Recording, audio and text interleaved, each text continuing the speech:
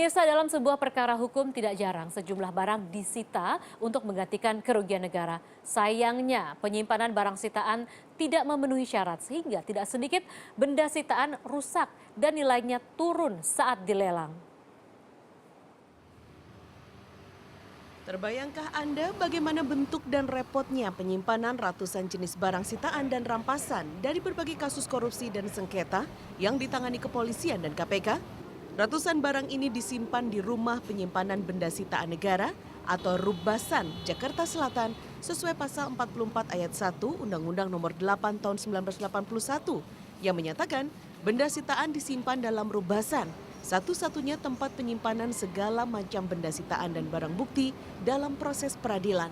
Semua benda ini dilarang dipergunakan oleh siapapun juga. Barang-barang berupa dokumen, kendaraan, dan barang berharga lainnya akan disimpan dan dikelola rubasan hingga ada keputusan dari pengadilan untuk eksekusi barang selanjutnya, apakah akan dilelang atau dikembalikan. Hingga saat ini di gudang rubasan kelas 1 Jakarta Selatan terdapat 89 unit kendaraan roda 4, 35 unit kendaraan roda 2, 35 bundel dokumen, dan 71 benda lainnya yang sampai saat ini masih menunggu keputusan pengadilan untuk diproses.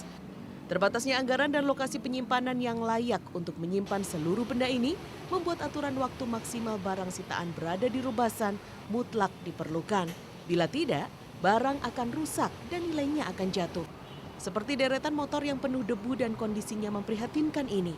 Motor sitaan ini bahkan sudah tersimpan di rubasan sejak tahun 2009. Padahal seharusnya sesuai surat edaran nomor 1 tahun 2011 tentang penyampaian salinan dan petikan putusan, untuk perkara pidana, pengadilan wajib menyampaikan salinan putusan dalam jangka waktu paling lama 14 hari kerja sejak putusan dibacakan kepada terdakwa atau penasihat hukumnya, penyidik, dan penuntut umum.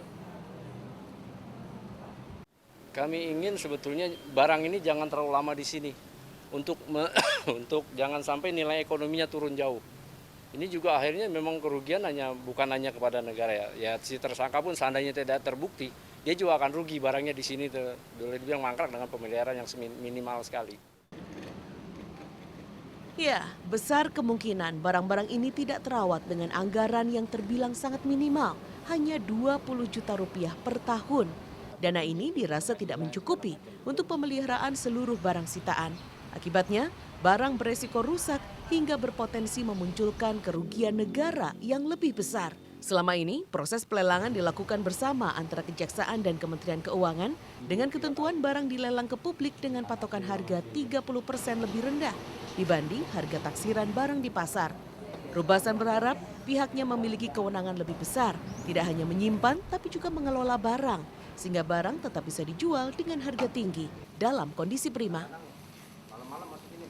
Dan kami harapkan memang ada aturan tata kelola yang memang yang kami punya peran yang lebih besar lagi. Jadi tidak hanya sekedar memelihara dan menjaga saja tidak. Kami juga berharap ada kekuatan hukum buat kami untuk bisa seperti sebagaimana dari pihak rutan bahwa apabila si tahanan sudah habis masa tahanan mereka bisa mengeluarkan demi hukum. Kami juga bisa berharap bisa demikian.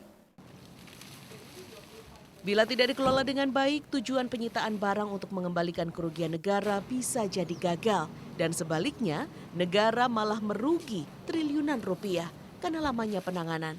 Untuk itu, aturan baku tata kelola barang-barang sitaan dan rampasan dan aturan hukum optimalisasi pengelolaannya kini digodok Dirjen Pemasyarakatan, Kementerian Hukum dan HAM.